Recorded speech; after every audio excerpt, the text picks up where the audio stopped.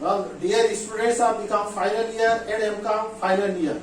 For both, we today start the new topics of indirect tax, that is the computation of input tax credit and output tax payable. As far as concerned the become final student, please keep in your mind that this topic is in the syllabus in unit 2.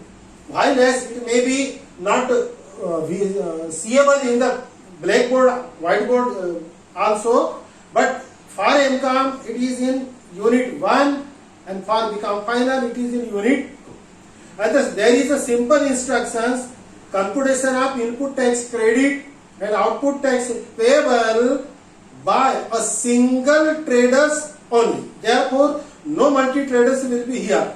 For example, कोई एक व्यक्ति रहेगा जो trade करेगा तो दो ही चीज करेगा, या तो गुड्स परचेस करेगा या तो गुड्स को सोल्ड करेगा, बिकॉज वो अल्टीमेट कस्टमर नहीं है, वो ट्रेडर्स है.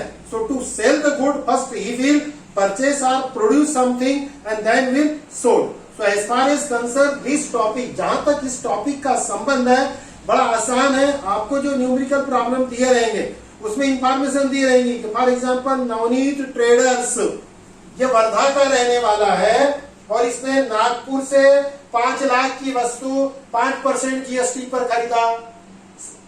ट्रेडर्स वही रहेगा, बदलेगा नहीं. बार बार बोल रहा हूं, यूनिट 2 में या BCom final unit 2 MCom part 1 unit 1 input tax credit we have to compute for a single person only. Therefore whatever it may be the transaction may be differ but transaction will be made by a single person. Here it is, ये मान के चलो आप कि Navneet traders एक वर्धा का व्यापारी है और उसने 5 लाख की वस्तु 5% जीएसटी से नागपुर से खरीदा है, 6 लाख की वस्तु 12% जीएसटी पर बिहार से खरीदा है, 10 लाख की वस्तु भंडारा से 18% जीएसटी पर खरीदा है और 10 लाख की वस्तु उसने 28% जीएसटी पर पंजाब से खरीदा है. आपको ना समझी ना हो इसलिए जानबूझ करके मैं पहला प्रॉब्लम इस प्रकार का दे रहा हूं कि इसमें ट्रांजैक्शन भी कवर हो रहा है. आपको सीजीएसटी, एसजीएसटी, यूटीजीएसटी और आईजीएसटी का मीनिंग भी समझेगा, कंप्यूटेशन भी समझेगा. And simultaneously in our country there are only 4 rates are available for GST, that is here the 5%, 12%, 18% and 28%. इस परसेंटेज को छोड़कर कोई भी दूसरे प्रकार का जीएसटी का रेट फिलहाल अपने इंडिया में डोमेस्टिक गुड्स एंड सर्विसेज के लिए नहीं. अब इसको कैलकुलेट कैसे करते हैं, तो जो आपको न्यूमेरिकल प्रॉब्लम रहेगा उसमें वो नवनीत ट्रेडर्स के परचेज भी दिए रहेंगे, सेल भी दिए रहेंगे, बट आपको इनपुट टैक्स क्रेडिट का कैलकुलेशन अलग करना है जो कि on the basis of purchases होगा. When we will compute the input tax credit we will not consider the sale transaction. And whenever we will calculate output tax payable, that time the transaction will consider only on sales. That time no purchase will be considered. Therefore बहुत ही छोटे में समझना है, जिसको बोला जाता है input tax credit purchases के ऊपर में कैलकुलेट किया जाता है जो कि परचेसर के द्वारा पेड किया जाता है, जबकि आउटपुट टैक्स पेएबल जो होता है, हियर इस मैंने रॉन्ग हो गया, ये आउटपुट टैक्स क्रेडिट नहीं, आउटपुट टैक्स पेएबल है. यहां 2 बात होती है. इनपुट टैक्स क्रेडिट मतलब जीएसटी का टैक्स जो मेरा जमा है. तो साइमल्टेनियसली जब कोई व्यापारी वस्तुओं को खरीदता है तो खरीदते समय जिससे खरीदा है उसको पैसे देगा, पैसे देते समय उसको वो जीएसटी भी दे देता है. तो ये जीएसटी टेक्निकली व्यापारी के तरफ से एडवांस में दी गई जीएसटी है, क्योंकि इसने तो खरीदा है, लेकिन खरीदा काय के लिए है, बेचने के लिए, इसीलिए इसके लिए ये इनपुट टैक्स क्रेडिट है.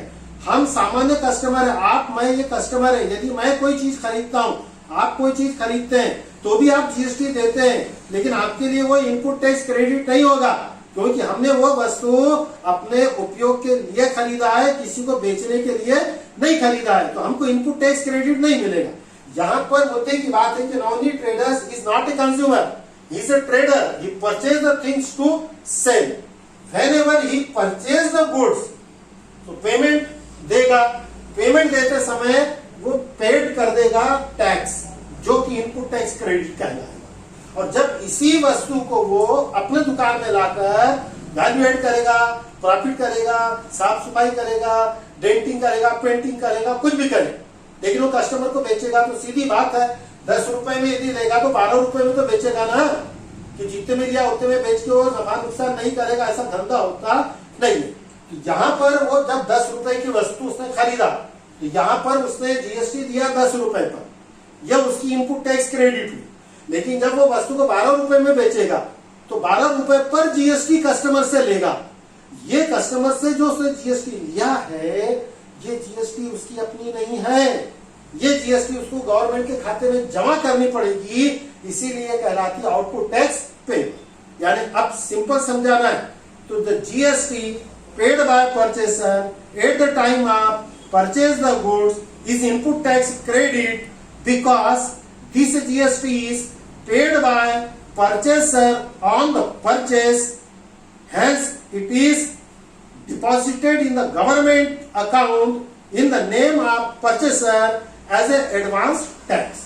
Now अब ये वस्तु उसके पास आ गई, अब वो ए को बेचेगा, बी को बेचेगा, सी को बेचेगा, डी को बेचेगा, और बेचते समय उनसे जीएसटी कलेक्ट करेगा। Now this GST is not the GST of seller, ये जीएसटी उसे on behalf of customer government के खाते में जमा करनी है। अब जब जमा करनी है तो देखो, यहाँ 10 रुपए के ऊपर में उसने मान के चलो 50 पैसा जीएसटी दिया होगा, और उसने 12 रुपए में बेचा और मान के चलो कि 1 रुपया जीएसटी कस्टमर से लिया, तो ये 1 रुपया जो कस्टमर से लिया ये उसकी अपनी जीएसटी नहीं है, या गवर्नमेंट को देना पड़ेगा। लेकिन अब वो 1 रुपए नहीं देगा, आप बोले कस्टमर से तो 1 रुपए दिया, ठीक है ना, इसके बदले में उसने ऑलरेडी जब उस वस्तु को परचेज किया तो कितने रुपए जमा किया था, 50 पैसे, तो इसके पास बैलेंस कितना है, 50, उतना ही उसको देना है। लेकिन इस यूनिट में आपको बैलेंस भी निकालना नहीं है, यह यूनिट सीधा सीधा बोल रहा है, आपको सिर्फ इतना कैलकुलेट करना है कि बिजनेसमैन का इनपुट टैक्स क्रेडिट कितना और आउटपुट टैक्स क्रेडिट कितना। अब वो निकालते कैसा, तो फॉर एग्जांपल समझ के चलो ये नॉनी ट्रेडर्स है, मैं एग्जांपल के लिए आपको 4 प्रकार के उसके ट्रांजेक्शन दे रहा हूं, और आज के वीडियो में इतना ही बताऊंगा कि ये 4 परचेज के बेस के ऊपर नॉनी ट्रेडर्स का इनपुट टैक्स क्रेडिट कितना हो रहा है, और वो भी कौन से प्रकार का, ये मैं अपनी उम्र करके समझा। तो आपका हेडिंग रहेगा computation of input tax credit on purchase by Navneet trader, जो मैंने हेडिंग नहीं लिखा, ओके। कॉलम बनेगा particulars, value of purchase, CGST, central GST, state goods service tax, union territories goods service tax, integrated goods and service tax. Now calculate कैसा होगा, अब ये देखिए नवनी ट्रेडर्स का हम गणित बना रहे, उसने गुड्स कितने की खरीदा, 5 लाख रुपए की। कहां से खरीदा, नागपुर से। ये नवनी ट्रेडर्स रहने वाला कहां का है, वर्धा का। So the purchaser are from Wardha, seller is from Nagpur. Both Wardha and Nagpur are in the same state of Maharashtra. That time UT GST and IGST will not applicable. आपको पहले दिन से सिंपल समझा रहा हूँ, मैक्सिमम प्रॉब्लम से video lecture से होते नहीं है, मैं इसकी जेरॉक्स आपको सप्लाई करूंगा व्हाट्सएप पर, बट बेसिक रूल समझ जाओ। When the goods are purchased within the state, यहाँ पर क्या है, वर्धा महाराष्ट्र, नागपुर महाराष्ट्र, खरीदने वाला महाराष्ट्र, बेचने वाला महाराष्ट्र, ट्रांजेक्शन महाराष्ट्र में। जब महाराष्ट्र में ट्रांजेक्शन होते हैं तो वहां पर जो जीएसटी क्रिएट होती है वो सीजीएसटी और एसजीएसटी दोनों होती है, दोनों इक्वल होती है। तो 5 लाख के 5% 25,000, 25,000 का आधा 12,500 CGST, 12,500 SGST, no UT GST, no IGST because goods are purchased in the same state, ठीक है। और जब भी सेम स्टेट में परचेस होगा तो इसका 5 और इसको 5 नहीं, 5% के ऊपर रेट नहीं है, तो पहले टोटल परचेस के 5% निकाल लो, तो 25,000 टोटल जीएसटी हो गया। विद इन स्टेट है इसलिए आधा इधर आधा उधर। Next transaction, Navni traders purchase the goods from Bihar. अब बिहार नवनी ट्रेडर्स कहां का है, सर हमको मालूम नहीं, मैं बार बार बता रहा हूं, आपको याद रखना है, इस गणित में परचेसर बदल नहीं रहा है, वो वर्धा का है, वो महाराष्ट्र का है, पूरे ट्रांजेक्शन उसी के, ठीक है। तो महाराष्ट्र वाले ने खरीदा कहां से? बिहार से। यहाँ पर सीजीएसटी नहीं लगेगा, एसजीएसटी नहीं लगेगा, यूटीजीएसटी भी नहीं लगेगा। बड़ा सिंपल मामला, बिकॉज स्टेट चेंज हो गया। तो 6 लाख की वस्तु 12%, 72,000, सीधा सीधा outright GST. In this transaction, Navani Traders of Wardha purchased goods from Bihar because Bihar is another state than Maharashtra. Therefore, here only IGST will applicable, no other GST will be applicable. And whenever there is no CGST, no SGST, no bifurcation, whole GST will be included in the IGST. Now next, purchase goods by Navneet Traders along with service from Bhandara. Bhandara is in which state? Maharashtra. Navneet Traders is from which state? Maharashtra. Both are the same state. Again, no UTGST, no IGST. But GST will be bifurcated in 50-50. उसका rule है, जो GST with in state हो रही है वो आधी आधी बटेगी। अब यहाँ पर गुड्स कितने किया है? 10 lakhs पे रेट ऑफ जीएसटी 18%। 18% मीन्स 1,80,000। 1,80,000 का 50% सेंट्रल को जाएगा, 50% स्टेट को जाएगा। ये कंपलसरी है, इसीलिए मैं आपको बोल रहा हूं सीजीएसटी और एसजीएसटी का अमाउंट हमेशा इक्वल रहेगा। Next, one transaction 2, 3, 4, purchase goods by Navneet traders at the rate of 28% GST from Punjab. Punjab is the other state. Purchaser is from Maharashtra. Again, because the goods are purchased from other state, here no CGST, no SGST और UTGST तो यहाँ लग ही नहीं रहा है. Technically जैसे numerical problem एक दो बार आगे बढ़ेंगे तब मैं आपको बताऊंगा. यहाँ बेसिकली आपको वैल्यू का कॉलम बनाना है, CGST, SGST और IGST. क्योंकि परचेसर वर्धा महाराष्ट्र का रहने के कारण यूनियन टेरिटरीज है ही नहीं और इसीलिए यहाँ पर यूटीजीएसटी आएगा नहीं. बट आपको समझाने के लिए मैंने बताया हुआ है कि सपोज यहाँ नवनीत ट्रेडर्स ये चंडीगढ़ का रहा होता तब यूटीजीएसटी आ गया रहता, नहीं आ रहा. अब पंजाब का तो 10 लाख का वस्तु परचेस किया at the rate of 28 GST, तो 28 means 2,80,000. All are input because this purchase. At the time of purchase the goods, he paid the GST to the seller. At that time, whatever it may be GST paid by the traders is an input tax credit. Hope I think so you must understand. Revise बहुत short में करूंगा. Navneet traders Maharashtra का रहने वाला है. 5 लाख की वस्तु महाराष्ट्र से खरीदा. महाराष्ट्र में ट्रांजेक्शन है. 2 प्रकार की जीएसटी साइमल्टेनियसली क्रिएट हो जाएगी. पहले जीएसटी 5 लाख के 5% 25,000. बिकॉज ट्रांजेक्शन महाराष्ट्र में इसलिए आधा ही, हमेशा आधा, सुबह आधा, रात को आधा, दिन को भी आधा. उसमें कोई नियम चेंज नहीं. और जब एसजीएसटी और सीजीएसटी है तो दूसरे जीएसटी का भी सवाल नहीं होता. और जब आईजीएसटी आती है तो ये नहीं रहता. दोनों साथ साथ होते नहीं है, पत्थर की लकीर. Whenever in a transaction there is IGST तो फिर IGST ही होगा, CGST और SGST नहीं रहेगा. ट्रांजेक्शन दूसरा रहेगा. यहाँ पर ट्रांजेक्शन दूसरा है. ये परचेस फ्रॉम बिहार, वस्तु 6 लाख, 12% 72,000.